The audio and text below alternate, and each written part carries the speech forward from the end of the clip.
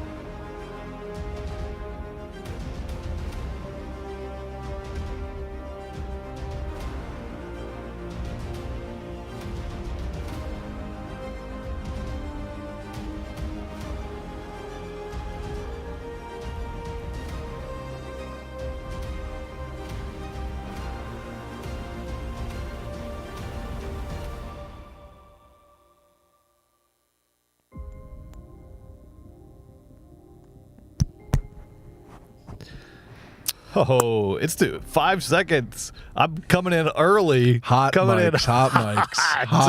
Coming in hot. And why not, Brett? It's hot out there. Dude, it's summertime. Just off mic. I was just talking so much shit about Warren Beatty. Y'all missed it. I was talking. I'm glad that wasn't on hot mic. No, I'm glad too. Because that guy still runs this town. You don't think so? Dick Tracy himself. He's good. Just wait for Dick Tracy 2. He's not renewing those rights for nothing. I would love that. That would be so good. Dude, if Warren Dick Tracy is actually due for a sincere reboot. Yeah. It's time. It's time. And how have they not?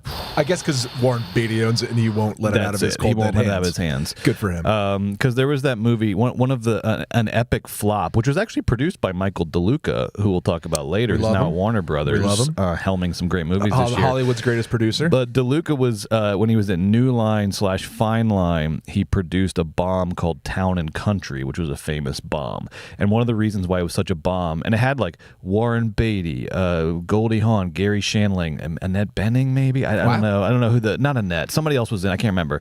But Shandling? It was supposed to be this like sort of big, adult rom-com, but like, yes, exactly. Yeah. Yes, as good as it gets sort of style movie.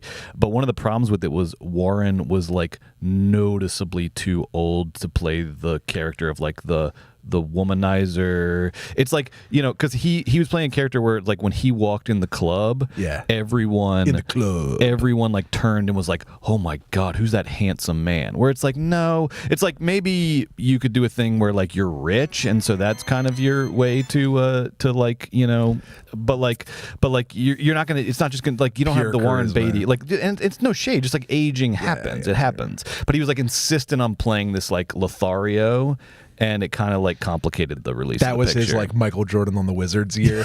That was just like someone has to tell him. That was when Tom Brady came back after winning a Super Bowl. After like the fairy tale has been written. The Buccaneers Super Bowl. Walk, baby. Go be with your family. And he's like, you know what? I'm going to throw my family away for a mid-season. I'm not leaving. He does the I'm not leaving. I'm not leaving. Warren Beatty said, I'm not leaving. And then Town and Country took like 4 years to get made and bombed. And then DeLuca got fired at New Line. But he's back. And we'll talk about that on the big show, I'm sure. So, Joe, we were back on our bullshit this week in a big way. We saw not one, not two, three. We saw 3 movies in movie theaters. Yeah. We saw Weapons, Together, and Freakier Friday. We're going to talk all about them. But before we get into the movies, before we get into the show proper, how was your like week at the theater? What was your like movie going experience like this week? I'm glad you asked. The movie theaters were absolutely packed. They were popping off this weekend. I went to 3 different ones. Every single one was full. Families are out. They are going to restaurants. They are buying backpacks with IP on them. They are going to movie theaters. It was like a hustling, bustling ordeal, and I was happy about it. I thought about being like a grump about it for a second, like too many people, but then I was like, so fun. I was like, you see a movie theater at a famous amusement park. Why would I expect some sort of like concierge boutique setup here? I've been there though. You can't like, sometimes your natural sort of, misanthrope grumpiness comes out, but it's like, I can't be mad about people at City Walk. No, you can't be mad at this people. Is where the people City are. Walk. It's like, I waited in a long line to park because I'm at a theme park. You know what I mean? Yeah. So anyway, it was bumping. But Brett, I have a new trick I wanted to share with you. Ooh, an AMC trick. I wear best practices. I wear a big black coat so I can hide all my things and stick all my sandwiches in them and stuff. I don't know if this is the right historical era for that, but that's fine. He might freak some people out. Okay, let me reframe. No, not like that. Let me reframe. I wear a regular looking coat that is black because that's, whatever, stylish. I like to show up to the movie theater in a bulky trench coat. That's not what I said. It's a thin French worker's jacket. Okay, all right. Albert Camus style. Yes. Much like Camus. Like you're on the back cover of The Stranger. Much like that. And I walk in, but it has nice big pockets so I can fit, like, sometimes I put a whole entire... Gabe keeps hitting us with these drops. What is this, DJ Doug Pound and Vic Berger over at Office Hours? Espresso. Speaking of espresso, that's where I'm going with this. Okay, great. Usually I can fit like a cheesy gordita crunch in there in your pocket. You can fit like a 6-inch sub from, you can fit candy from home. I hate to keep hitting this, but you're like a school shooter, but instead of guns, it's like, it's fast food. Not like a school shooter at all. I'm like every guy ever sneaking food into a movie theater. Why are are you making it so weird? I'm sorry. I'm sorry. I got weapons on the brain. People sneak things into movie theaters. Yeah. So anyway, my new thing though is you can't fit like a whole entire latte in your pocket, right? Yeah. Not that I drink lattes, but it can't fit a whole hot coffee in my pocket. As we talk about a lot, the coffee's not always open at the AMC. It's a fucking crapshoot. When it is open, it's a fucking ordeal. So I just was like, I'm going to go to Starbucks. I got a doppio espresso. Ooh. I got a little sugar, a little milk, mixed it up, put it in one of those little green toppers. Yes. Covered it with a napkin, put it in the pocket, go into the movie theater. Honey, then I'm just watching fucking Weapons with a doppio espresso. Wow. Do you know how good that feels? Wow. What's doppio mean? Double in Italian. Got it. So sorry. Anyway, yeah. So that's what I recommend for. So for you all snuck in a hot espresso into a movie. That is a new one, because look, those Starbucks cups cannot be relied upon, nor can their stoppers. So you were really tempting fate. You were really tempting fate. I had a hand in pocket situation, and it worked out. It worked out. That's amazing. That's my new thing. Joe stuck an espresso into a movie theater.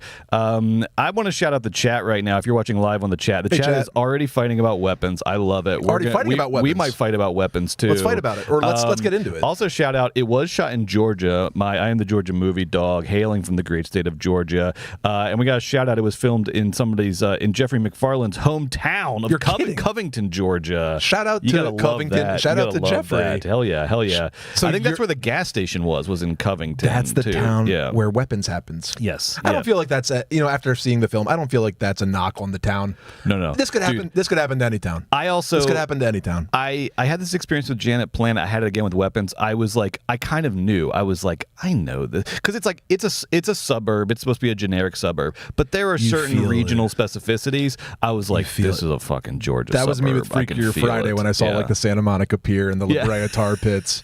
Freakier Friday just hits all the classic tourist traps and Largemont Village. We'll talk about it. We'll talk about it. I went to one of the and thank you for asking me how my movie theater going experience was this week. I really appreciate that. I let you drive the fucking show.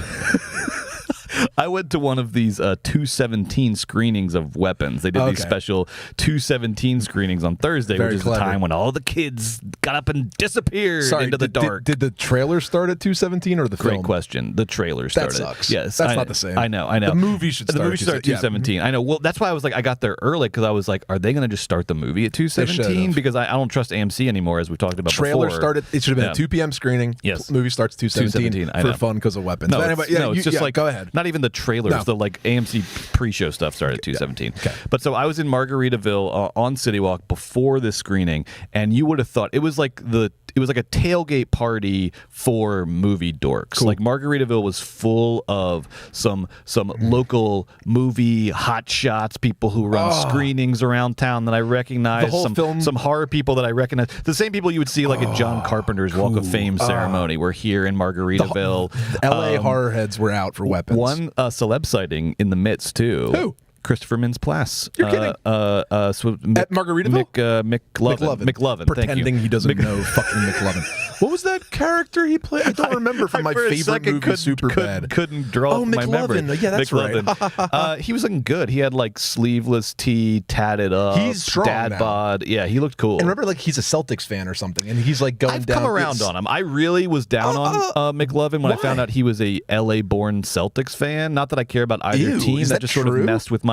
But I found out his dad is like a diehard Celtics fan, and it's like the family thing, blah blah blah blah blah. But he's like, there's hilarious pictures of him in the McLovin era, not in his like cool like dad like hipster mode, but like in the McLovin era, there's this really funny photo you have to look up with him, Paul Pierce, Kendrick Perkins, and maybe Rajon Rondo with like the team and McLovin in his McLovin era. That's awesome. It's an amazing photo. That's what Fame. Yeah, that's Fame used correctly. Yes, absolutely. Getting to meet your favorite basketball and he's at Margaritaville before Weapons. All right, you're on my. And you know what? Actually, McLovin is like very high. I'm like very high on McLovin right now. Sorry, Christopher Mintz-Plasse.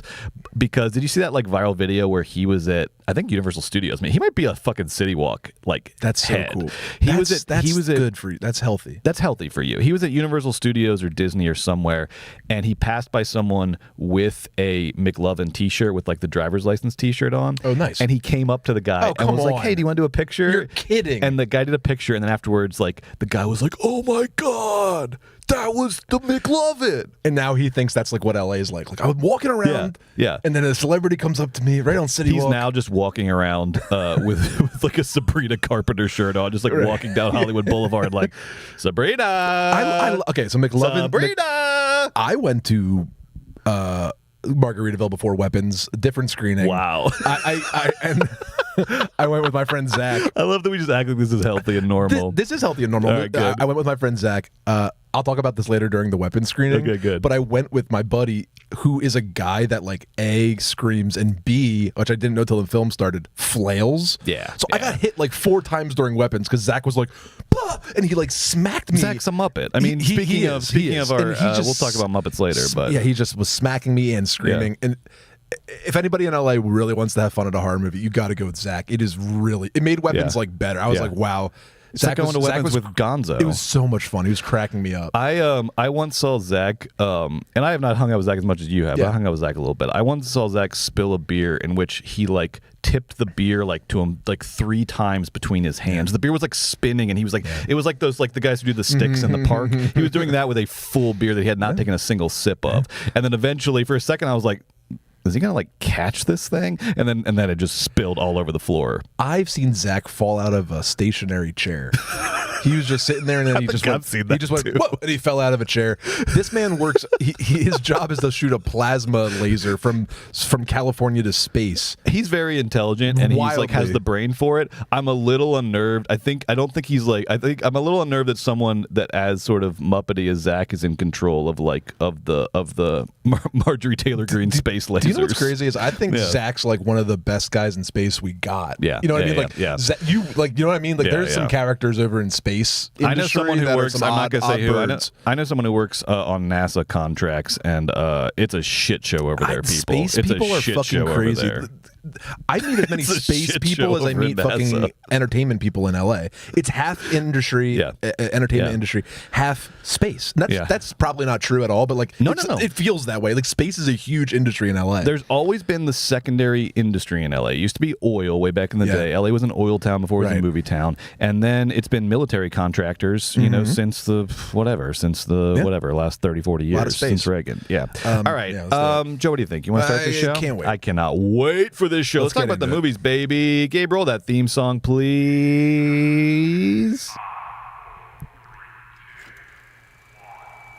The backbone of this country is the independent film critic. The power of movies must be protected. The best thing about movies is the feeling they give. It's a feeling I want to feel every day. Movies, baby! Movies, baby! Movies, baby! Movies, baby! Welcome to Movies, baby. I'm Joe Cilio, a.k.a. the Philly Movie Freak, and I'm joined by my co-host, Brett Boehm, a.k.a. the Georgia Movie Dog. Go Dog! Speaking of, I saw Stetson Bennett, the 4th play this weekend. Good for you. The greatest quarterback in the history of Georgia, back-to-back titles. He's currently the 3rd-string quarterback on the Rams, which means preseason Rams football is my favorite kind of football, baby, because that's when the mailman plays. But we're not here to talk about any kind of football. We're here to talk about movies. And as we said before, we saw 2 horror movies this weekend that we're going to talk about, Weapons and Together, and people are buzzing. People have been talking about Together for 2 weeks now. Everybody's talking about Weapons. We also saw Freakier Friday, which I'm very excited to talk about. We'll have our reviews of those movies coming at you shortly. We'll get into them all. And then in the second half of the show, what an episode of Weekend at Bergman's we have coming for you. That's our bonus show where we pit an art house movie versus a popcorn movie. When we have to tell you which movie we think is better, and we have to be honest. And today, it is the Battle of New York, baby. It is Manhattan versus Brooklyn. It is puppets versus humans. We are talking about Spike Lee's Do the Right Thing versus The Muppets Take Manhattan. I cannot wait to pit these 2 movies against each other. It's another week. I love that we're doing this now. Just 2 bangers. 2 bangers. Just 2 bangers. 2 bangers. Duking it out. Because this is part of our 1980s season, and we're going to do a big 1980s tournament at the end. And right now we are doing sort of the round 1 matchups to see who moves forward in the tournament. Do the Right Thing or Muppets Take Manhattan. See you on Patreon. On Patreon only. 7-day free trial. Start there. See what you think. But before we get into the movies, Joe, before any of that, let's talk about the thing around which the world revolves, whether we like it or not. I'm talking about the money, baby. Gabe, can you show me that money? And by the money, I mean the weekend box office returns. Bang, bang, bang, bang. Okay, actually, are you fucking kidding me? This is wild. Dude, how shocked are you at this? Incredibly so. I am so shocked. So what we're talking about is... Thrilled. And not just Weapons, but Freakier Friday too. Weapons and Freakier Friday, this week's two big new releases, neither of which, like, you would have said was a slam dunk. I didn't think was a slam dunk. Both did huge numbers, really impressive numbers. Let's start with Weapons. Yep. Weapons did 42.5 million domestic. This is an original horror movie, original scripted horror movie. 42.5 million domestic. That's 10 million over projections, which were already positive. And then you added another 27.5 international. This thing did like international business. That's wild. That's wild. That's 70 million worldwide opening weekend for an original horror on a budget of 38 million. What the fuck is going on? This is like, what the fuck is that? Zach Krieger jumped over Osgood Perkins and is now in like Jordan Peele territory. This is like actual. I know. That's real money. These were basically the opening numbers of Nope. This is like, what did Sinners do more, right? For opening weekend, though? Sinners did a little bit more opening. No, I think it was like this is Sinners-esque. Like, and Sinners was a cultural phenomenon. Yes, and we'll see what the long tail of Weapons has. But a 70 million worldwide box office opening is preposterous. No, Sinners was only 45. So this is like worldwide. Right around. No, that's domestic. Yeah, so this it's like is right Sinners at level. Yeah. That's fucking Yeah, crazy. That's crazy. All right, so I know what you're going to ask me, and I want to ask you at first. What is that? Well, what's going on here, Brent? What's going on here? Well, you tell me what's going on here. All right. Well, number one, okay, I think that people respond to good horror pitches. Yeah. Like like basically number one piece of credit I'm going to give for this is like the poster. Weapons has a very scary hook.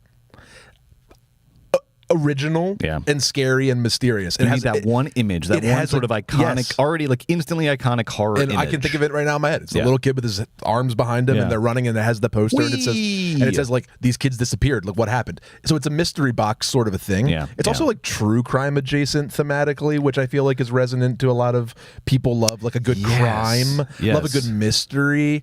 So I think that in the marketing, less so the actual movie. That's what I'm talking about. Yes, but the marketing sort of did lean into a true crime. It has like kids are missing, were they killed, like what happened, like, you know, it's a mystery. So I just think that, like, for starters, people love horror movies.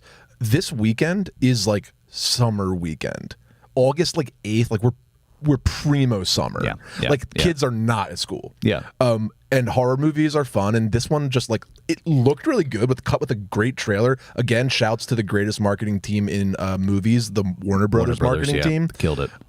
This is Warner Brothers' 7th #1 this year. That's Brett. Wild. That's so wild. Back to your guy Mike DeLuca and Pam Abdi. Congrats. Shouts to the Kings. Congrats. You're going to get sold off for parts to David Ellison, but but for the time being, you're just on a murdering streak. Can we please let's talk about this for 1 second, Joe? Please, like I don't buy into a lot of death of movies stuff. I think the movies have proven themselves to be cyclical. Look at the numbers. Like, right, everything sort of comes back around. There's death of movies chatter every 10 years, and then good movies come out, and the movies are back. They're back. The one thing that's going on right now that does feel like potential death of movies is the tech takeover of Hollywood. We just saw David Ellison / Larry Ellison, the second richest guy in the world from Silicon Valley, buy Paramount, the studio that made The Godfather and Rosemary's Baby and Indiana Jones.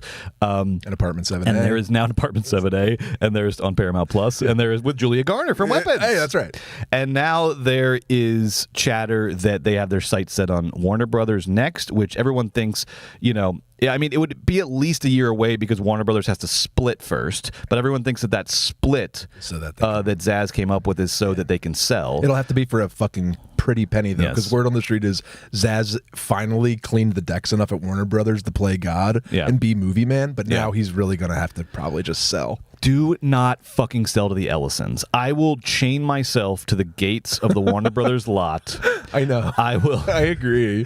I will. I love Warner Brothers. I will stand on. I will get on the roof of the smokehouse with a freaking sniper rifle. If you sell Warner Brothers to the Ellisons, please. Now you're on guys, the list. Zaz, you want to be Robert Evans? Just be Robert. Like now we're pro Zaz. Oh, now it's like please. We need you, Zaz. You're the king, baby. We have to do something where where like we Alto all Knights. convince Zaz he is Robert Evans so he doesn't sell to the Ellisons. That's like the horrible state of the movie industry right now. The industry, not the actual movies. Everyone's like, oh, Mike DeLuca, Pam Abdi have 7 number 1. Yeah. Zaslav has 7 number 1s this year, okay? No. You're the king, baby. Speaking of, though, here are my congrats for Weapons doing so well. Obviously, we've said congrats to Warner Brothers. Their big year continues. Minecraft movie, Sinners, F1, Superman. Superman will end the year as the biggest comic book movie, by the way, which is big for them.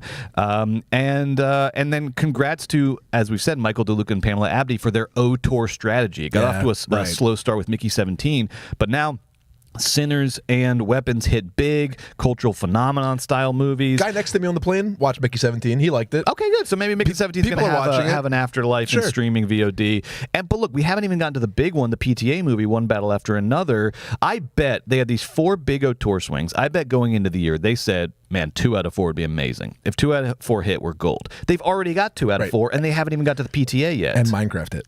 And Minecraft hit just for fun, and they distributed F1. So, also, congrats to director Zach Krieger, only his 2nd feature film, and yet he is now in rare air, like we said. This is, I had thought of him sort of on Osgood Perkins level, sort of like a pop horror stylist that does like 20 million openings. He's now into 40 million openings. This is Jordan Peele territory. This is big. This is rare air. To your original point, like we can list all the best practices here. Like Barbarian was a great first movie. It's August 8th. It's la la la la la. 42 is extraordinarily high. Yeah, and there was like so much anticipation about this movie. I want to talk about got great reviews. And I want to talk about that screenplay bidding war when we talk about the movie. But there was a lot of build up. This movie has been sort of highly anticipated for a long time, but highly anticipated movies don't always follow through to box office. This thing followed through. It got over the finish line, and I want to give my final big congrats to someone who I think is getting forgotten here. And again, it's a big company, so it's not what big company are you going to shout out? I want to give a huge shout out to New Line, baby. Freaking New Line.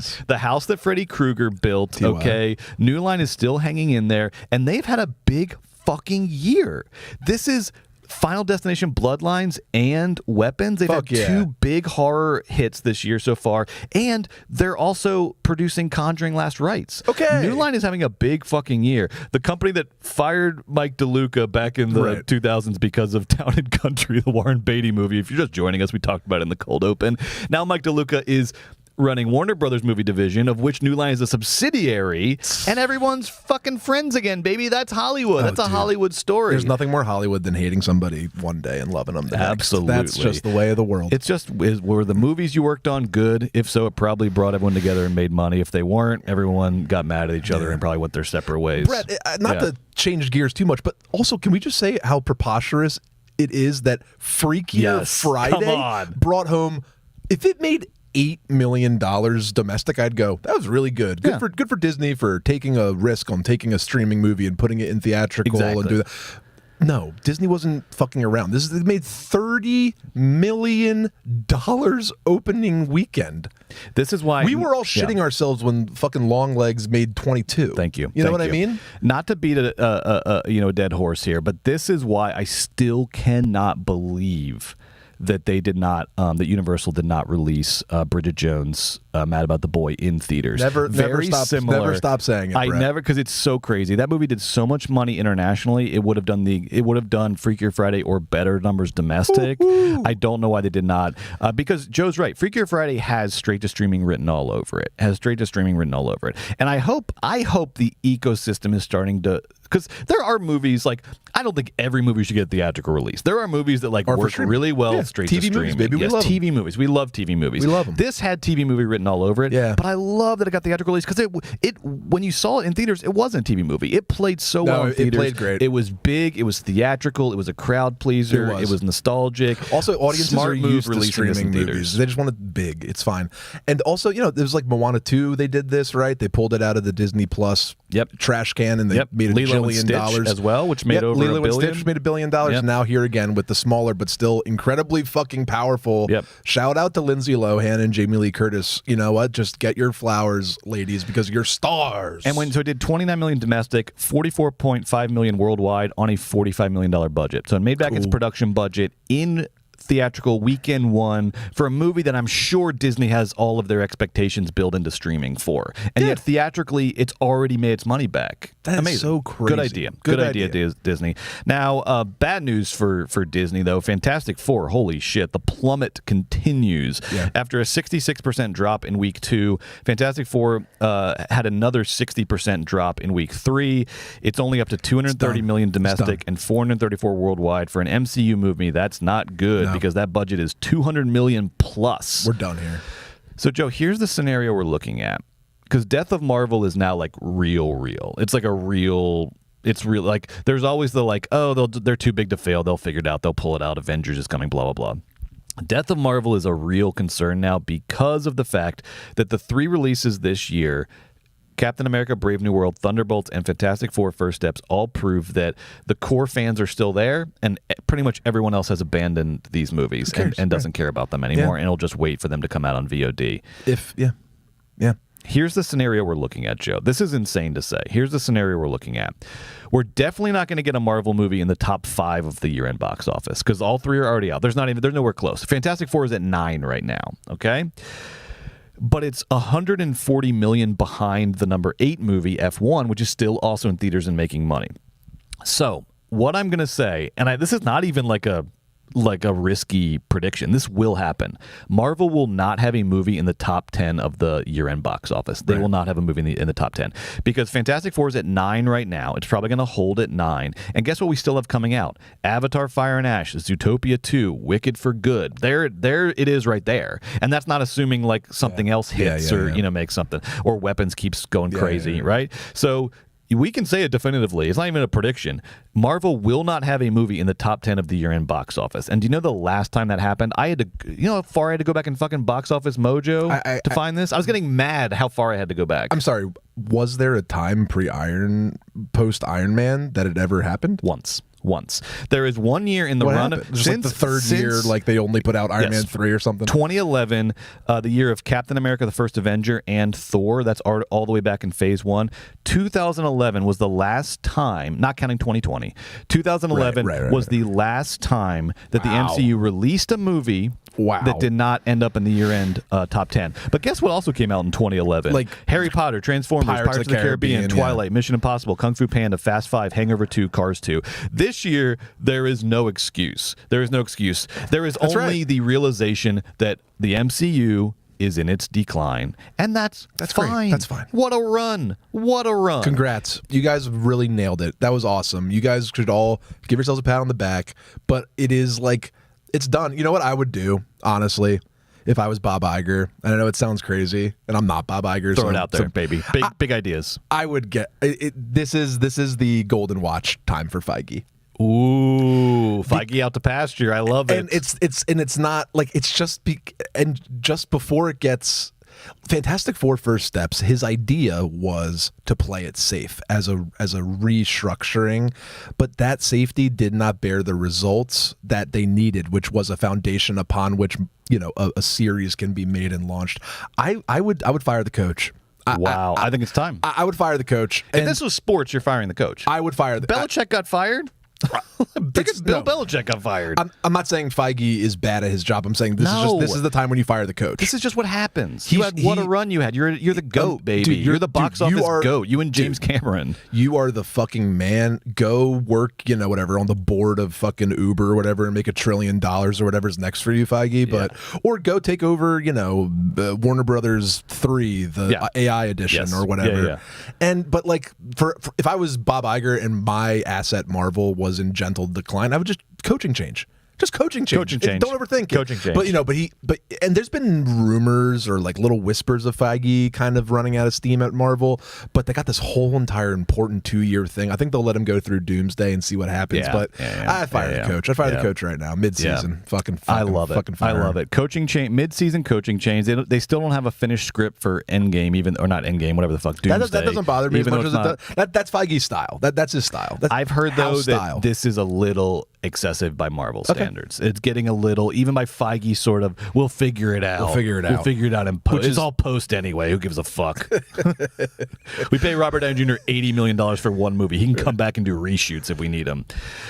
All right, MCU's over. It's dead. It's official. You heard it here first. All right, let's talk about these movies, Joe. Yes, finally. The main event. The main event. For fuck's sake. And I am very excited about this because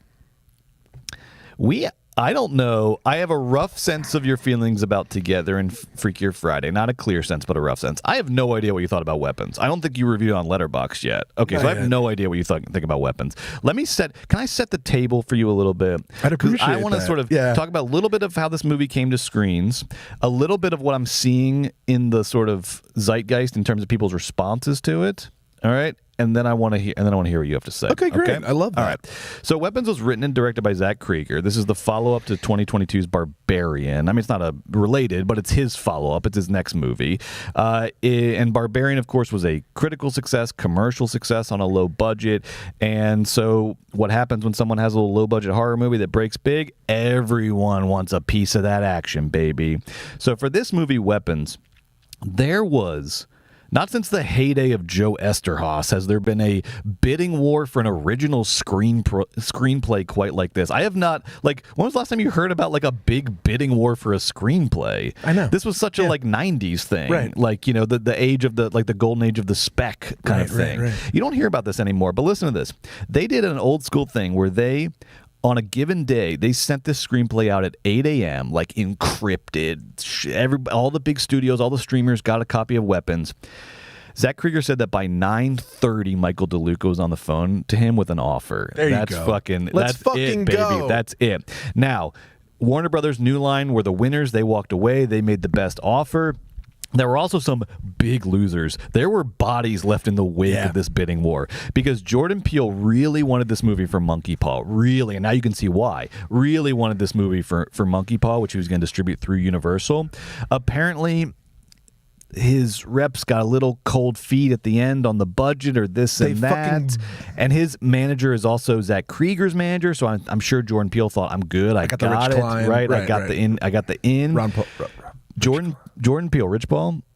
Jordan Peele did not get the deal from Monkey Paw. It went to Warner Brothers. And as a result, Jordan Peele fired his long-term managers over not getting Weapons for Monkey Paw.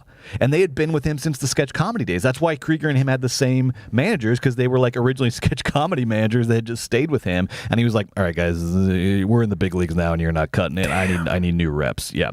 So, he's still with the reps, but this is management. Think about Monkey Paw just getting slapped in the face by DeLuca and Abdi, not only on Weapons, which is a big financial winner, but how about Sinners? Which was born to be on Monkey Paw. These important horror IPs are not being developed out of Monkey Paw. Monkey Paw is, well, we'll see how him does. Yeah. But Monkey Paw is just waiting for the next Peele movie. I mean, bummer. People got fired. I know. But I love that DeLuca and Peele and folks are still so good at this. They knew in an hour that this was going to make fucking $100 million. How did they do it? I love this story. Cool? I love the story. They're so good at this. They've done this 1,000 times. I love this story more than I love the movie. I love this That's cool. When was the last time you? I haven't heard a story like this forever. I don't know. I'm really trying to bidding think. war. It's happening within an hour of the thing going out. That's such a great story. Cool. It's fun. But sorry to Jordan Peele, but look, Warner Brothers had the money. They were spending money on tour stuff. Everyone's giving all year. There's been Pam, Abdi and DeLuca spent too much. They're giving too much power to the talent. They're paying this 7 number ones. Yeah, Fuck you. Because guess what people love? The fucking movies. Good movie. They love movies.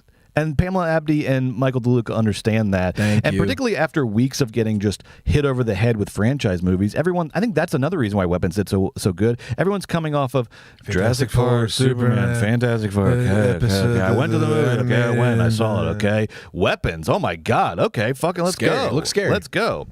Now, this movie was DP'd by Larkin Siepel, who's a very, very sort of hot in demand cinematographer right now. He did the Daniels movies, Swiss Army Man, Everything Everywhere. He's done a ton of music videos. He did This Is America, the Childish Gambino music video. So he's just this very hot, sexy DP. He does all the hot, sexy, hip shit. And he was doing his thing here. He did Barbarian too, I imagine. No, he didn't. Oh, really? He didn't. Yeah. Okay. He's tons of music videos. Cool. And then kind the reason I say that is, I guess that's Krieger-esque then, because there's similar camera style in Barbarian. Okay, so shout out to Zach then. Yeah. Okay, good. He just needed like a confident hip stylist to his vision. Good. Yeah. This movie stars Josh Brolin, Julia Garner, Alden, Aaron Reich, Austin Abrams, Carrie Christophers, the Kid, Benedict Wong, and Amy Madigan, who I can't wait to talk about. We just saw in Field of Dreams recently. Now, pretty much every one of these roles, though, was recast at some point because this movie had production delays and then the strike. Pedro Pascal was originally the Josh Brolin role. Thank God that didn't happen. And no shade to Pedro, just we've talked about, like, that would have been full Pedro overexposure. Also, way too much. Brolin way better for the part. Brolin way better for the part. Because he has to be kind of mean, kind of like conservative coded, because he has the bully kid and all that. You know what I mean? Some like red state simmering rage. He needed a little bit of like, this guy's not going to take no for an answer. Now, this movie follows, as you know from the marketing probably, follows the seemingly inexplicable case of 17 children from the same classroom who mysteriously run away on the same night. Great premise. And it's structured around 6 or 7 different POVs on the same events. It's not Rashomon style where you're getting like different interpretations of events, but you're getting different. It's more Magnolia-esque where you're getting, which was a big influence here, where you're getting like different parts of the same story. So different puzzle pieces, but it's not like sort of subjective. It's all just you're seeing it. Yeah, there's a linear-esque sort of element to it, although we go back a little bit. I like the structure. The structure was very interesting. Now, Joe, there have been 2 dominant reactions to this movie. Everyone's talking about weapons.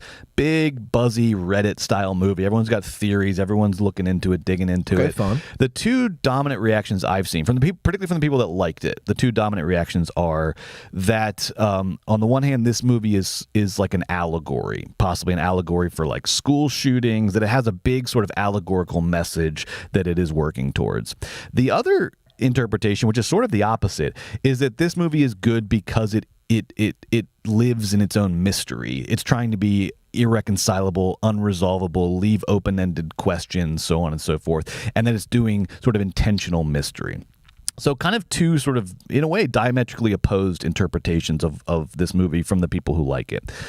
I actually think both of those interpretations are way off. I had a very different reaction to this movie because both of those interpretations suppose that this movie has been intelligently, intentionally crafted with a lot of detail. Because allegory is not just, okay, he throws up a picture of a gun in a dream sequence. Allegory is not just like Easter egg references that amount to something. Allegory is like a literary mode. It's a figurative tapestry of an intentional thematic message that is woven into a story through parallels. It's not just like, oh, a gun, this must be about school shootings. So I found the allegorical interpretation I never thought about unsatisfying. Not once. I didn't think about school shootings the whole entire time. Yeah, no. And that's all I think about because like, I live in America. Yeah, you know, and and I have have a kid. Yes, right. exactly. But that didn't hit me until after the movie when I saw someone tweet, oh, it was like a school shooting. I was like, oh, I think people are being too Easter eggy. They're being too Sherlock Holmesy about it. They're trying to find. They're being really very like, you know, this movie reminded me a lot of sort of like a Donnie Darko movie where it's like people are reading into it a lot because there is sort of this open-ended sort of codes and numbers and stuff. But to me, there wasn't enough to sort of buy it as allegory of any extent. I also don't buy it as this like intentionally crafted, open-ended mystery because I think that's an excuse for some of the movies like thematic indecisiveness. I don't think. Well, I saw an interview with Krieger where he said that he wrote the first half in like a blinding passion. And because the mystery is a great hook, yes, and it really is, but he didn't know where it was going to go. And then he said, "Oh, well, then I thought of the Amy Madigan thing, and I thought of where it was going to go, and I'm very satisfied with where it went." But you are kind of right to isolate that because he, much like a lot of things we love, like Lost, etc., he didn't know where he was going when he started out, and you picked up on that. Just throwing it out there. That checks out totally. I think, I love people are enjoying this movie enough to try to read into it, to try to find patterns. But overall, I thought this movie was, and I'll spoiler alert, I liked the movie, but I did think it was kind of a mess. I thought it was kind of all over the place. It does feel like something. It felt a lot like Magnolia, but in Magnolia, PTA was trying to do Nashville and kind of like didn't quite get there, in my opinion. And now Krieger's like trying to do Magnolia, but not quite getting to like Magnolia. So now we're like 2 removes from Nashville in terms of like sort of a lot of stuff going on, but there's a lot of disarray. There's a lot of mess. There's a lot of thematic sort of messiness. It's unclear maybe what it's all adding up to.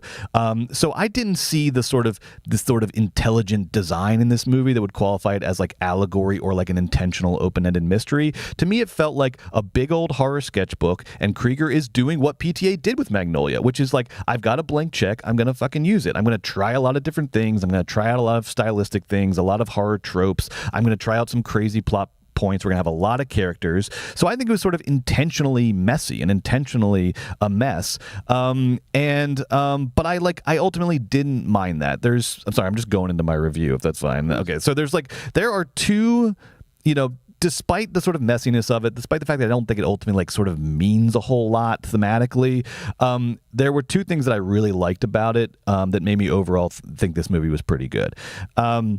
Number one, I do think Krieger is a very talented like horror stylist. I think he is good at like horror moments. I think he's good at horror tropes. Every time that door of the house like silently opened, it was so good. And I think you're going to mention it. I think anyone talking about this film will mention it.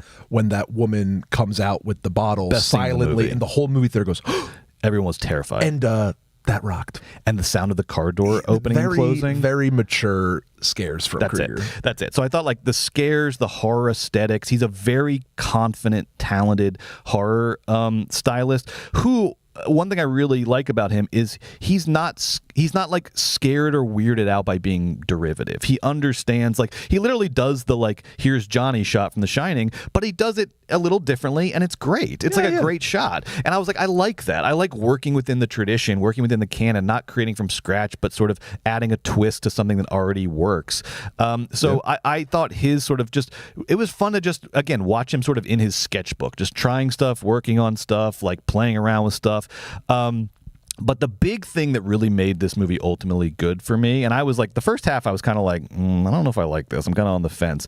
But the thing that really solidified this movie for me and ultimately made it, I'll just give it away, made it a 3-star movie for me, a good movie for me, was Amy Madigan. I thought Amy Madigan was fantastic in this. I thought she saved it as a movie. She sort of made it a movie. There was a lot of sort of things going on, a lot all over the place. And in a way, the appearance of Amy Madigan, and it makes sense that he wrote the script in 2 parts, because for me, the appearance of Amy Madigan was like, okay, we need to rein this in and make this more of a classical horror movie, because I feel like I'm sort of out on a limb right now, and the threads aren't fully coming together, and I don't know where they're going. Let's sort of just bring it back and make it a little bit more of a classical horror movie for the second half. And I thought that worked. It did prevent it from being like, because at that point, when Amy Madigan comes in, you're suddenly in sort of safer ground as a horror movie, more traditional ground. So now you're not in the like, this could be a 4.5 star or a 1 star. You're not in that like high risk, high reward area anymore. You're sort of in a safer mode. And so I part of me is maybe a little disappointed that like the risk kind of went out the window. But I thought Amy Madigan's performance was so good. We're not going to give anything away. There's a lot of spoilers here. We'll try not to give anything away. But she essentially kind of is the facilitator that gets you, that sort of explains the mystery, right? She's the one that comes in, and then suddenly everything starts clicking. Enters and the mystery sort of revolves more around her. That's it. Now, suddenly it's like, oh, okay, now I see what's going on. Now I know what's going on. But I thought her performance was so good. It was so scary. It was very fearless. It was like a lot of the tendencies that were so annoying to me in Field of Dreams when she's playing like the ex-hippie, now boomer mom. So funny in that movie. In the PTA meeting. Yes. All of those like sort of like a hyperness and like a a sort of like excessive sort of cheerfulness that's kind of ominous. All of that worked really well as a horror character. So I thought, although Amy Madigan coming in did sort of represent the movie's ambitions dropping a little bit, it suddenly was like a fun horror movie where things were clicking a lot more as opposed to like not clicking for me. So overall, I didn't have like a huge, high-low reaction. I had sort of a mid reaction to this movie, but I thought it was good. I thought Krieger's work as a horror stylist, Amy Madigan's performance, bring this in at a 3 for me. I thought it was good. I didn't think it was great. I didn't think it was bad. I'm excited to see what Krieger's got going on next. I would love, if this really is his Magnolia, I said it to Ari Aster, I'll say it to Zach Krieger, let's see your Punch Drunk Love. Let's see There Will Be Blood. All right? Everybody gets 1 Magnolia every 10 years, okay? You don't get 2 Magnolias every 10 years. It's not close to Magnolia. We got to stop talking about Magnolia. I just mean sort of like structurally. Lots of characters, lots of points of view, interrelating stories, intersecting stories, and he said he modeled it on Magnolia. Yeah, it's like Magnolia and Prisoners combined. Yes. And it's not as good as either of them. Good. All right, let's hear what you guys say. Prisoners is an amazing movie by Denis Villeneuve. It's a great movie. It's fucking incredible. It's a great movie. He also cited Picnic at Hanging Rock, another great movie that you. I don't know if you want to keep naming these great movies. Fucking 5-star films. All right, let's talk about weapons. What did you? Now this is. I have been waiting for this all week. I cannot. I honestly am not. I cannot wait to hear what you have to think because I honestly don't know. Okay, I cannot predict you on this one. All right. Well, I'm happy to tell you. So. Zach's number 2, which is exciting. Yes. Because I love a number 2. And I don't mean a second feature necessarily for what I'm about to say, but like second big movie. So Zach is now, what crew is he a part of? And I want to think about that for a second. Ooh. What tier of director? That's the first thing I want to think about. And second, last week or the week before, we mentioned Paul Schrader's ugly little aphorism, the ghetto of horror, and how he wishes that Ty West were to leave said ghetto of horror. Like Ari Aster did to try important things that are actually challenging, like drama and right that could be horror tinged, but are doing more than the genre allows. And so Ari Aster, he made Hereditary, then he had Midsommar, and then what's that third one? It's three's a pattern. It's so telling because if Ari Aster made a third horror movie, well then he's A24 horror boy, but he didn't. He made Beau's Afraid. Like Alex Garland, he had Annihilation, and he had Ex Machina. There's a horror-esque. Yeah. And then, Men is like horror, Fably, and then Civil War. Like he got out of the, please excuse me, ghetto of horror. Yeah. I have to, I like this idea, ugly little term. Well, Paul Schrader's, I'm sure, talking about like sort of the original meaning of the word. Of course. So what, Zach, okay, so he has these 2 horror winners. What's next for him? I wonder. We've heard a little bit of rumblings. Like he has interest. He wrote like a DC movie about henchmen that is, that in that DC world. The best thing I've ever written. And then he has like another movie that's sort of like comic IP adjacent. So maybe this guy's just a fucking smooth operator, smart as they get, and he has his plan to like get out of horror and get into whatever else he's going to do. And I don't really know yet, but right now he reminds me of these level guys. It's like Osgood Perkins movies, Ty West movies, Us, Jordan Peele movies. He's definitely Osgood-esque. He's definitely the Osgood tier. He's not Jordan Peele, Ari Aster, our master filmmakers.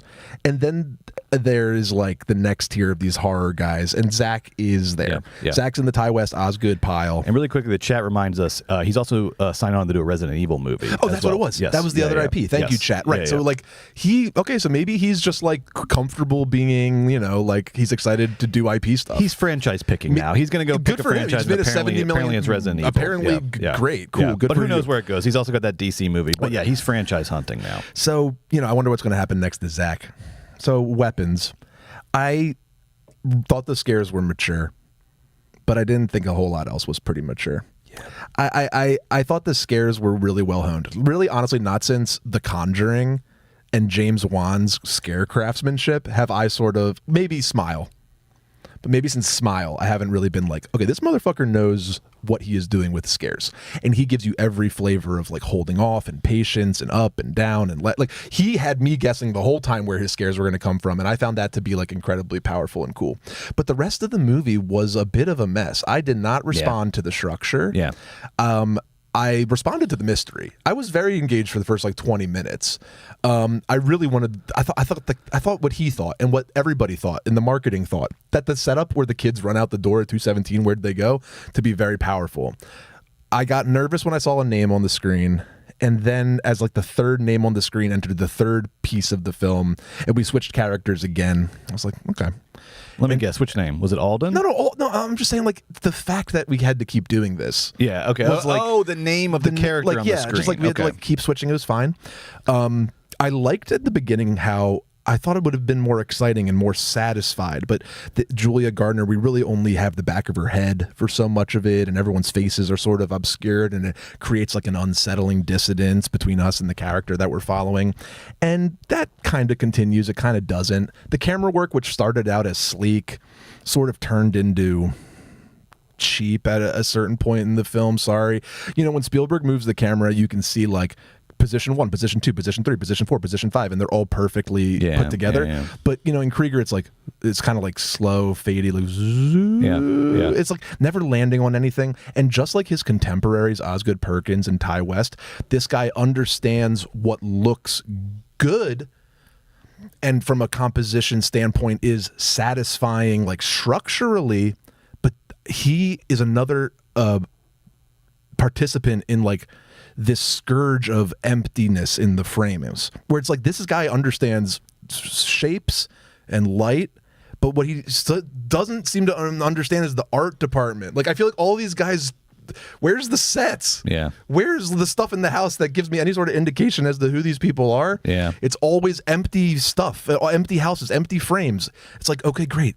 There's Micah, what's her name? Monroe, the woman in Longlegs. Right. And then there's all this stuff behind her. And I know, like, Osgood has his cute little devils and this stuff, but these guys, that's not composition. The Filippo Bros' second film came out this year, and I thought that though that movie was not great, Bring Her Back. Bring Her Back had a nice sense of place. Yeah, just like it had a nice sense of place. That house had a real texture to it. I thought so. I mean, smell at least that, right? Yeah. And in Weapons, I felt sort of placeless. And then your girl Amy Madigan's character. What do you think, Brett? You're not feeling it? That's what Longlegs is. I know. This was justice for the movie Longlegs. This is like justice for Osgood Perkins and justice for Longlegs. Longlegs is Weapons, but better. Weapons isn't as good as Longlegs. Here we go. I like that take. I really like that don't. Take. I'm like sorry. That take. And Weapons isn't bad. Weapons has some excellent scares. It was a good movie. I watched till the end. But I got to be honest, like Amy Madigan was way too similar to Longlegs. Like way too similar to Longlegs. Even down to the like caked on white sort of makeup. The whole thing. Yeah. And like I just saw Longlegs last year, and we already did this. And it's another movie with like these empty frames and like another like I don't know what words you want to use to whatever, this weird kind of a character that is, the Longlegs. And then there's like it was good. It was good. I really, I thought it was fine. The structure disappointed me. The performances were fine, but like once again, it's like, yay, Julia Garner's the star of a movie. Thank God, she's so good at acting, and she was really good at acting in the one scene they let her act in when the policeman comes to the bar. But then for the rest of the movie, I was like, hey, fuckers, you promised me a Julia Garner movie. That was the Where'd she go? That was the big fail. And then it was like, well, at least we got Josh Brolin. It's like, no, you don't actually have Josh Brolin. You have this, and it's like. That's fine. And it's like, well, then, and also it's like, and then here's Longlegs in case, like, I forgot what to do, and then I watched Longlegs, so I just did a Longlegs at the end. Fuck that. I had a very similar reaction. I don't know about that because I thought the big miss was the doing nothing with any of the main characters, like, because the people who are looking to read it allegorically, I want to be like, where an allegory would sort of take root in a movie is by doing interesting things. You have plenty of scenes though with Julia Garner, Alden at the bar who plays the cop, that scene's good. Josh Brolin. There is a lot of like scenes where you could do something interesting with character before you get to Amy Madigan, before you get to sort of the reveals, right? And they don't do anything. Like every character sort of has their own sort of like little issues, but none of it sort of like builds together or like threads together into a narrative engine. I know. Like the characters' experiences of this event are all one-dimensional, and none of it adds up to anything. And every time that's where allegory happens, not a fucking like he throws a gun into a dream sequence. That's not allegory. Loved that gun in that dream sequence. That was my favorite part of the movie. I liked a lot of the horror imagery. I liked the children in the basement. Sorry. I liked the gun in the sky. Yeah. I liked the clown woman in the forest. These were wonderful horror images. Yes. But you're right. And I was like, what the fuck? So I watched Barbarian when I got home after, because I was like, what? I don't understand. And that's interesting because in Barbarian, he really writes those characters. And the reason Barbarian is good is because he spends the first 30 minutes like hanging out with Skarsgård and the woman that lands at the Airbnb. And like, I don't know. And the Justin Long character, the way he does the Justin Long character does allow you to read Barbarian as allegory because of what he's doing with the Justin Long Barbarian's character. very obviously like of its time. Me Too, Airbnb. Look, it's a little maybe one-dimensional allegory, but it's still like he knows how to do it. That's how you do. That's how you do sort of thematic significance. That's how you tell what the movie is about, is in the sort of non-horror scenes with the characters, and then the horror overlaps. I mean, I'm talking about basic stuff here, but like I don't need it to be allegorical. But for weapons, like I love not having it allegorical. And that second thing you said about it being like an insular horror story, like that sounds cool. But and the payoff at the end when the children, sorry, easy. How can I not? I felt that the ending, though fun, sold out some of the first 75 minutes. It sold out the entire premise of the movie. That's kind of what I was worried about. And I love it's kind of an annoying review to give because I love it on paper and then I actually loved it visually what happens. But like ultimately, like the feeling of these characters doesn't come together. The drive of the movie doesn't quite work. Like there's no there's propulsion because there's mystery, but they forgot I don't know. There's no character propulsion. The frames are when it's time for a horror image, you're gonna get Ugetsu. You're gonna get fucking I'm gonna go way. I got you on the horror images. But maybe this and that was just missing to make it like less complete. And then the constant it's not a constant referencing bothers me in any way, but like its movie reminded me of a lot of better films that we've already mentioned. And I kind of was a little disappointed. I thought Barbarian was better. I thought Long Legs was better. And I thought this movie was 2.5 stars, Brett. I thought Weapons was all right. I like that. I thought it was all right. I'm sorry, everyone. Because I'm not trying to be anybody. I see a lot of people in the chat agreeing with us. Okay, I'm not trying to. Because we have to be honest, and the response online to this movie has been too enthusiastic for what the movie is. And I'm not trying to rain on anybody's parade, but it's just the facts. Like this movie excels at a lot of its horror elements and horror tropes and horror imagery very well, but it ultimately cannot pay off its own ambitions. It cannot pay off this ambitions to something sort of like bigger and vaster and new and experimental. And the movie kind of, like we said, knows that. That's why when Amy Madigan comes in, it's the movie almost acknowledging like, I think we're just going to actually pull it back in and like, so sorry everybody, we're just going to pull it back in and do sort of straight horror for the last hour. And that's fine because he's good at horror, he's fun at horror. But the movie it's almost sort of like, the movie's like an admission of its own failure. It sort of admits its own shortcomings halfway through and changes course. And so answers are hard. When you set up a really good mystery, you have to have a really good answer. And I felt like the answer was a B-. It was like, it was a witch. Yeah. They bring in a monster. And and the monster did the horror. It does Long Legs. Yeah. I already saw Long Legs. Yeah. Wasn't that good? Yeah. So guys, I dare you to design a house. I dare you to fill that cabinet full of shit. I dare you to put a fucking cup of tea. Dropping the gauntlet for production designers. I dare you to put a plate down. I bet the production designers are like, you're preaching to the fucking choir. They won't let us do anything. Hey, Brett, do you ever see? They won't let us do anything. There's a pretty good horror movie called Texas Chainsaw Massacre. You ever seen this? Yeah, it costs $75,000. Can you think of all the things in the house right now off the top of your head? Of course you can. Yes, I can. Yes, of course you can. See it all. I can see it all on no budget. Of course you can. All right, let's talk about 2.5. I said 3. The horror hit enough, and I like Amy a little bit more than you. Julia Gardner. Yeah, can we write Julia a character, please? Fucking one time. She's here for your movie. She shows up. Just one time, can we give her, I'm sure she loses out to Florence Pugh every time, I guess. The Madonna movie is coming. Apparently the Madonna movie, the big Madonna biopic is coming. Blade's coming too. I'm fucking waiting. Justice for Julia Gardner. She's terrific. Did you ever see Apartment 7A? No, I didn't. She, not a great movie. She's given it everything. Honey, she was good as Silver fucking Surfer. Thank you. She was good as fucking Silver Surfer. Thank you. I hate when these actors put it on the line and they're just not getting the roles. I really hate it. Yeah. I hate it. All right.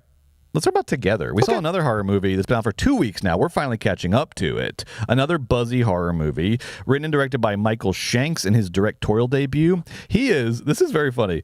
He's an Australian YouTuber. Okay. Like the Filippo brothers. We love them. So it turns out that the two major pipelines to becoming a horror auteur right now are be an Australian YouTuber or be an American sketch comedian. Are the two most direct pathways. Krieger's family with Whitest Kids You Know, I think. He was part of the original crew. He was in the crew? Yes. He this whole movie apparently was somewhat inspired by Trevor Moore's death. It was Trevor Moore. Kidding? Yeah, Trevor Moore was then I apologize. Well, no, I mean it's R.I.P. Trevor Moore. Sorry. Okay, I didn't put all that together. No. I mean, and like I don't know how much inspired by it, but it was on his mind. Okay, cool. The DP here in Together was Jermaine McMicking, a relatively new DP, worked mostly in TV, including True Detective season 3. Oh, really? Now you're changing your tune. Wait. And Jane Campion's Top of the Lake. He's no slouch. Wait, he did True Detective season 3? Season 3. His thing is Rat Kings. The Mahershala.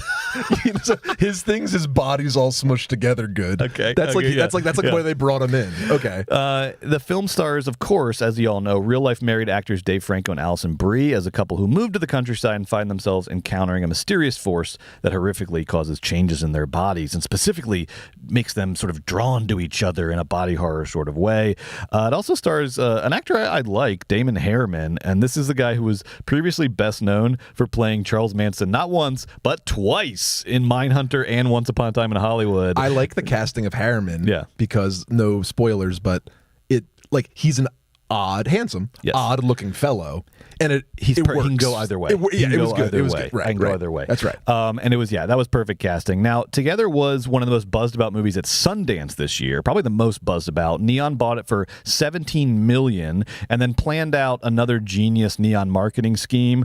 It didn't pay off maybe as well as they wanted at the box office. It's up to $18 million right now.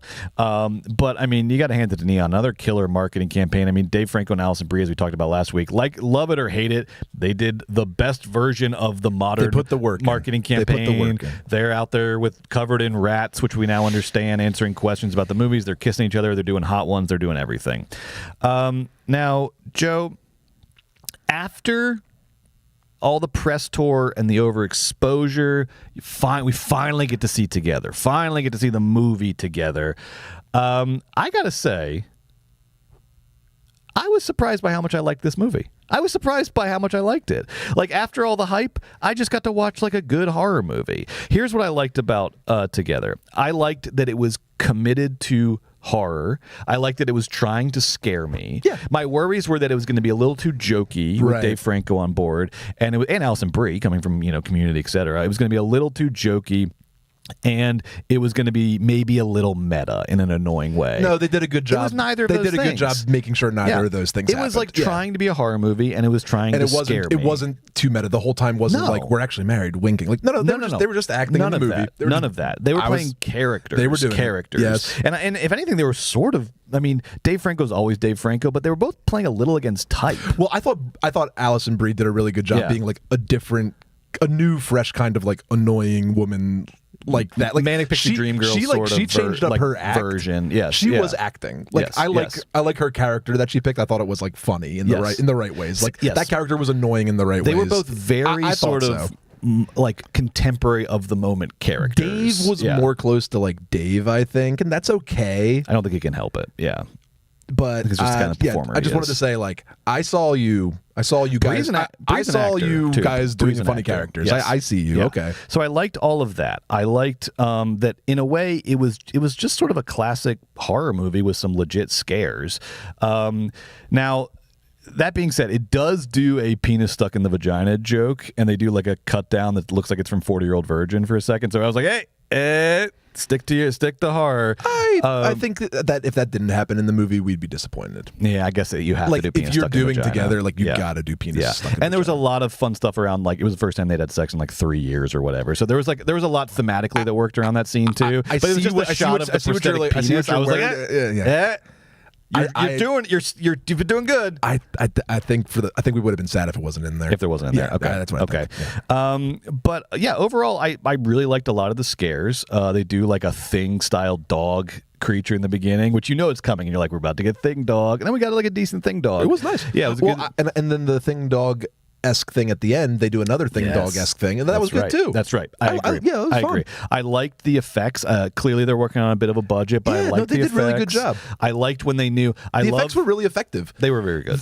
So they smushed together. Yeah. Yeah. You know about this movie. It was like in Queer when they're on the ayahuasca trip. Yes. But they do that scary version, and I love when the hands are in the backs and very good. That's great. Really scary and it's good. Great stuff. Yeah. And it's just I ultimately loved, and I know maybe people are bristling at this a little bit. Unlike Weapons, this was the most stick to the mission horror movie I've seen maybe this year, where it's it is wildly on the nose the entire movie. Yeah. its premise and its themes are perfectly aligned I know, it's and kind of easily annoying. accessible and totally That's why it's bad. understandable. That's why it's not good. That's why I liked it. I thought it was refreshing. I think maybe it was just because it was paired with weapons. That I saw weapons first, and I was like, fun, lots of flashes of brilliance, but so erratic. And then you go and see them together, and it's like, man, this thing is not straying an inch from the target. Yeah, it's not erratic. An inch from the target. Yeah, it is. And there was something about a very on the nose, because like I think the premise is like, here's why I didn't mind it, is because I liked the premise and the theme. I thought the premise and the theme were interesting. I did think there were like 2 or 3 levels to dig into, so it wasn't just like a one-dimensional theme. You know, the theme is obviously sort of codependent relationships, and these people need to break up and they just can't. And so instead their bodies like literally fused together as a analogy for them unable to leave each other, yes, and being in this sort of toxic relationship. Well, that's what I loved about. That's what I wanted to love about Weapons. Yeah. Was I didn't have to watch like a horror where the like trauma or the theme was mapped on so aggressively, and I enjoyed Weapons for a minute, like not doing that. But yeah, Together really does a good old fashioned theme, and it's called Together, and they smush together, and like was it trauma though? I mean, I know Dave Franco's character has trauma. No, not trauma, but like, you know, oh, this is mapped onto heroin abuse. Oh, this is mapped onto when your dad's mean to you. Oh, this is mapped onto codependency. It's okay. If we're putting things in universes, it felt a little bit like when Duplass does horror, where it's like it takes like a sort of like hipster excesses, and that becomes the like subject of the horror. That's a lot of credit. This is like an annoying hipster codependent couple, but they turn that codependency into sort of myth and horror myth. And I don't know. I liked it. I'm not saying this is a great movie. No, I understand. I'm not saying it's a great movie. I ultimately liked it too. I liked it too. It was definitely not bad. Yeah. It was definitely like I'm going to say 2.5 stars. I thought this movie was all right. I'm at 3 on this one too. I'm at 3. I thought it was good. I liked it. I thought that it was like funny enough and good enough. I loved the effects. The effects were great. The effects were really cool. Were great. And I loved them at, whatever spoiler, they smushed together. I love when they smush. It looks Did you good. like we're not going to give it away, but did you like the final shot? No. I liked it. It was so like, okay. No, it was like, it kind of cracked me up. I was like, it was like the movie's great joke. Yeah. I don't know if I didn't like it. I definitely was like, It was so funny because I was like, oh, right. But now what? Right. No, I know. What's the next sentence? Okay, come on in, Mom and Dad. It was really fun. I thought it was funny. But I liked it. Yeah. I liked it. I just Yeah. It was fine. It was good. No, it was good. It was fun. I hear you. It was good. It was nice. Yeah. It wasn't bad, and I liked the acting. I thought the neighbor who you mentioned, yes. He was like good scary neighbor. Yeah, good scary Is he neighbor. good? Is he bad? Again, Allison and Dave were funny, and I liked the script. Like this movie was just like very good and competent and well done and lovely. And I hope everyone had a nice time making it, and I had a nice time watching it. 2.5 stars. You're 2.5. I'm at 3. Same difference. None of my business. Like if you like none of my business if you like Together. None of my business. Like look, listen. I got nothing against Together. It's good. It's definitely not bad. It's definitely fun. Dave Franco is so funny. You know what? Here's what it is. Here's what it is about Together. Ooh, okay. Now we're gonna get the real. You know what it is? It's like at this point you can't just like do body horror and then be like, aha, we love this, right? Isn't this fun? It's like, guys, we are so deep into thinking about this in film. That like just being like, isn't it weird that we're doing like our bodies are smushing? It's like, it's not weird. It's actually thematically rich cinema for like 45, 50, 100 years. And I need you to like do a new trick. Like Crimes of the Future came out like 3 years ago. I get it. You're not Cronenberg and you're just trying to do a fun movie or whatever. It's like, but can you just try like one new trick? Like Crimes of the Future pushes body horror like so brilliantly far in thinking about what's going on with that, let alone all the other Cronenberg stuff. So you're doing body horror. We're going to say the word Cronenberg. And then, Fargiet just did body horror to the tune of a best director nomination that she deserved. Thank you. And the substance is a rich, excellent body horror. So it was just so funny to like downshift into like, you know what's crazy about body horror is like the bodies are smushing together. It's like, okay. I felt that that is why 2.5 is probably right. Like, it's just like there's lots of other good body horror going on. I had the exact same thought where it's like you stumbled into like the most philosophically rich movie genre. This is right? And they're in there like our bodies are fusing. It's like whoa, my hand is your hand. It's like no, guys, that's show awesome. some respect. That's for awesome. The but like that's all. And I'm not trying to. Like, I felt that a little bit too. I felt that a little bit. They obviously like they're lovers of the genre and body horror is really fun or whatever. Yes. It's just like it was kind of like a mental downshift of I felt that a little bit. It's body horror light. It's body horror light. If you're doing this, you got to kind of do it now. The most recent example just got nominated for Best Picture. So let's put a little stank on our body horror. Dave Franco is so funny though, because it's like the James Franco was coming out so hard in this movie, and like I'm glad you which is like this. really funny because it's like remember when James Franco was like it boy, he hosted the fucking Oscars, he was the zeitgeist, of course, and then like he was Pedro Pascal times 10. Yes, and then he got canceled and is gone. Yeah, and then like. Hollywood was Dave. like, hey, we actually have another James Franco who's not problematic and is like, and we could just keep going with the whole James Franco thing. We'll just use Dave now. They did do that, but can I say something? The mannerisms are so similar. It's crazy. They're brothers. Not all brothers are that's similar. True. That's wow. That's together level similarity. Dave Franco seems like a really good guy. I do. I root for Dave. And Dave and Allison seem like they're fun and nice. Yeah, very cool. They did this movie, but Brett. A Dave Franco does not a James make. No. Yeah. The whole movie together, I was thinking like justice for James Franco, not legal justice, cut that. Not legal justice. Free James. No. Just like it's time we all like recognize how good we had it, and poor Dave, God bless his handsome soul, is sloppy Franco seconds. James Franco was awesome screen presence that brought a lot to the table.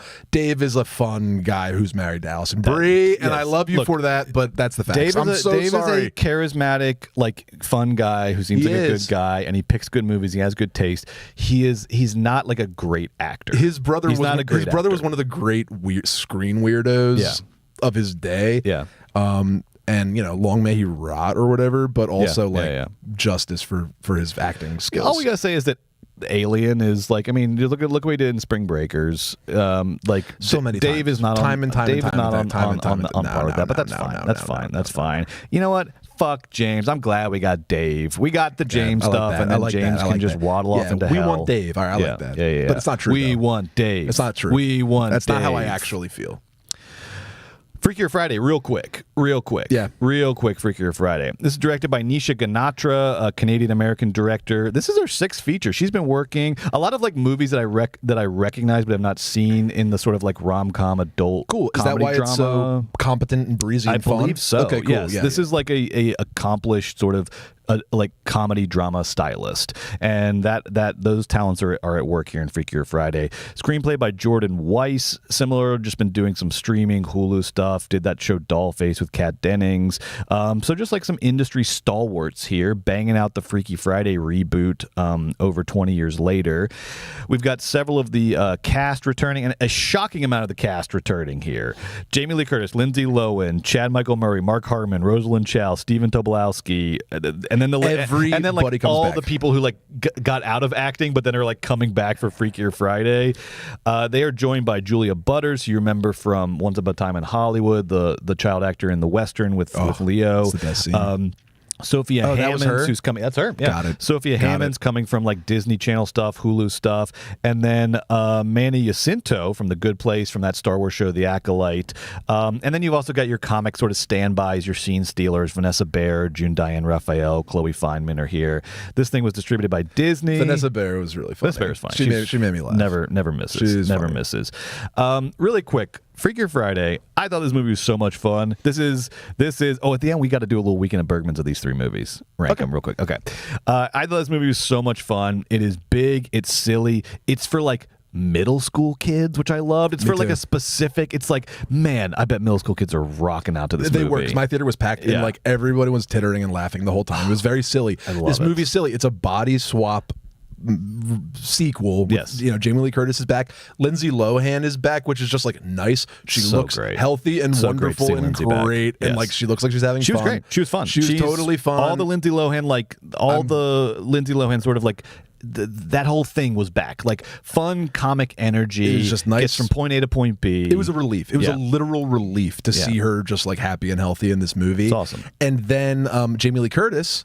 If I could just jump, do you mind? I might just steamroll. You have not been a fan of this era of Jamie Lee Curtis, Brett. This sort of wacky era of Jamie Lee. I despise wacky Jamie Lee Curtis. Yeah. I don't despise is so strong, but like it's not good. It's decidedly like you want your Scream Queen back. I want if we're not going to do Scream Queen, can we do like Blue Steel? Ooh, or I'll take True Lies.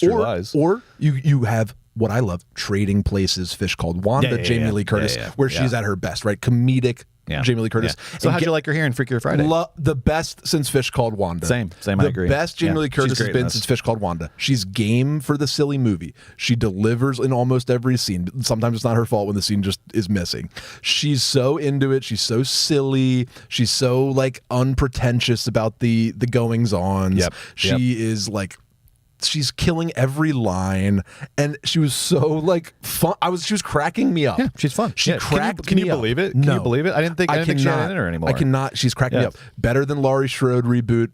Much better than Everything Everywhere All at Once. You heard it here this first. entire film, Freakier Friday, is like much better than Everything Everywhere All at Once, and easily. I thought it was better than Eddington. This movie was well, yeah, that's not true in my head, but Freakier Friday was totally fine. Like, I get that it was bad, I get that it was made for streaming, I get that it's for 7th graders, but you know what? I liked it the whole entire time. It was funny. Whoever did Punch Up had some like real good zingers, and the actors all gave. The little girls were funny. They were great. Lindsay and Jamie Lee were carrying. Jamie Lee carried this thing on her back like a fucking all-star. Chad Michael Murray was fun. Chad Michael Murray was like funny, and then he owns a record wants store to bang Jamie Lee Curtis, which he is owns funny. Like the record store inside the Grove. Yeah.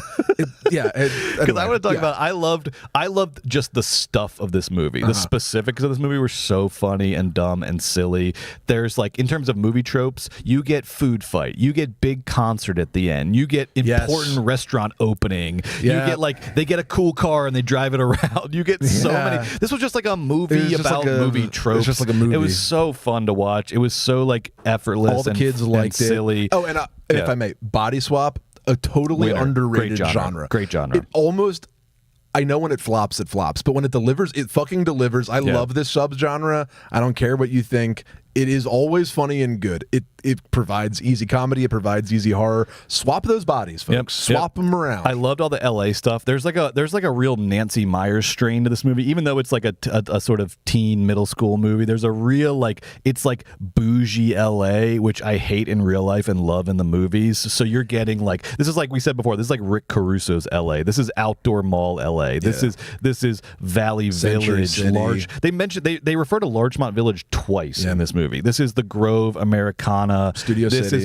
This is like, oh, that's cute. Oh, look at that. That's cute. Look at that record store. That's so cute. Let's jump in and see what's going on here. The whole thing is like, oh, the parts of LA that make you go, oh, that's cute. Oh, I didn't expect that here. The little girl goes surfing every morning before school. That's how like LA Fantasyland we live. LA Fantasyland. Yeah, which is awesome. Bougie LA Fantasyland. And it's pleasant again, to go there. It sucks in real life. I love it in the movies. That's where it belongs in the movies. It belongs in the movies. So it's Nancy Myers for tweens with a lot of like, they also do like Gen Z tropes in a way that I found really exciting, where it's like, oh, this is the way like when they would do like the internet in the 90s movies, this is the way it felt like, where they're just like coming out and saying it, and it's kind of nerdy, but it's fun and it's obvious. This is going to be a very fun movie to revisit in like 10 to 20 years as like a time capsule of like, you know, to hear them talk about like Instagram reels and stuff. Like, it's not done. You're like, what? That sounds terrible. It's somehow not done in an annoying way. It's it's like a fun, like lightly zeitgeisty, like big, fun, silly teen movie, and I had a blast. Yeah, I had a blast too. And it was nice to realize that, you know, Gen Z were always like, oh, they're these 23-year-olds, you know, and they're so this way and that way. It's like, well, they're also 13. Yeah. Which was really nice. Yeah, you know like, how generations work, right? They're all fine. They're all just dealing with kid stuff. And like in Freakier Friday, like they're teenagers. They have the phone. they're going to be fine. Yeah. They're going to be fine. They're going to be fine. They're going to be great. Anyway, all right. So that was Freakier Friday. I liked it. I gave it 3.5 stars. It was really good. What? I thought it was really good. I gave it 2 stars and a heart. Because Freakier Friday's bad, but I love it. Okay, you gave it the Dangerous Animals rating, which I gave Dangerous Animals 2 stars, but I thought it was fun. Look, okay. It's bad, but like, yeah, no, you're right. I love right. it. That's right. I That's love right. it. That's right. That's right. Heart. I had a tequila soda. I had the time of my life. Good for you. Yeah, I gave it. That's 3.5, but like 1.5 stars from the theatrical experience. Gentleman's 3.5. Yeah, Gentleman's 3.5. All right, rank these 3 movies that we saw. Do worst to best. The worst was. Ooh, this is tricky, actually. The worst was. They're all right. Yeah, You know, I know. That's why this is impossible. It's impossible. My least favorite watch was Weapons. Yeah. Weapons is my bottom 2. But like Weapons is also it's so close. Weapons is the best one. Like Weapons has the most good stuff. Yes. Weapons should be number 1. If you can only watch one of these movies, you should watch Weapons. Yeah. But I feel like Weapons gets dunked on in my ranking because like Weapons should have been a little better. That's it. And the other 2 were pitch perfect. That's exactly how good they should be. That's it. That's an important qualification. Yeah. Is like I love the attempt, but we're not grading on the attempt. We're grading on the product. I kind of expected just like, and Weapons is really good. Make your money. Good for you, Zach. Obviously, you're my king. I'm nobody. La la la. It could have been a little better. It could have been a little better. It could have been better. Whereas Freakier Friday could not have been any better. Freakier Friday could not have been better. Maybe at all. could have been a tiny bit better, but not a lot. But I didn't expect it to be better. So what do you have? What's better, Freakier Friday or Together? Freakier Friday. Yes, yes, we have the same rankings. We have the exact same rankings. All right, our official Movies Baby ranking of the weekend of this weekend's movies that we saw. Worst to best. Yeah. Weapons third. Worst. Together's in the middle. Number 2. Freakier Friday. I like Freakier Friday. Freakier Friday is better than Weapons. Yeah, it is. Put it on our tombstones. I liked it. And Kill Us Now. I liked it more. And I get that Weapons has some excellent scares, but like Freakier Friday has some excellent fucking jokes. Yeah, fuck you. Yeah, fuck you. Fuck you. Let's look at what we got coming on next week. This is very exciting. We are finally going to get a look. I'm going to go to the middle one first because we are finally, we're about to talk about Do the Right Thing. Yeah. We are finally going to get a look at Spike Lee's High and Low remake. He remade Akira Kurosawa's High and Low. It's called Highest to Lowest with Denzel and A$AP Rocky. I cannot wait. I love this era of Spike. Defy Bloods, Black Klansman, Red Hook Summer. All of it. I love this big, bold, wild era of Spike raging against the dying of the light. We'll check that out. We'll tell you what we think. It's in theaters, and then unfortunately it seems like it's getting sort of the Wolf's theatrical release, which sucks. So I don't know if you're able to see it where you are, but it's going to be on streaming September 5th. We'll let you know. We'll give you a little preview of it next week. It's on my fantasy draft. And then it's on your fantasy draft, so we got to see it. And then Nobody 2 with Bob Odenkirk. He's on vacation. Great. I don't care because, or I care because the person they hired to direct this film, the Thai guy, is the man. Oh, hell yeah. Hell yeah. He's a great director. He directed So we're going to get some killer fight scenes. I think it's going to be cool. Can't wait. And then next week on Weekend of Bergman's, holy shit, Raging Bull versus Top Gun. These are good. I know, we're not fucking around anymore. We redid the schedule a little bit. It's fucking insane. The directive was stop fucking around. All right, let's get into it. All right. So speaking of that, we'll be back in 5 minutes with this week's bonus episode only on Patreon. Patreon.com/moviesbaby with 5 Ys. And it is a big one. Do the Right Thing versus Muppets Take Manhattan, the battle for New York. We'll see you there in 5 minutes with bells on. Bye.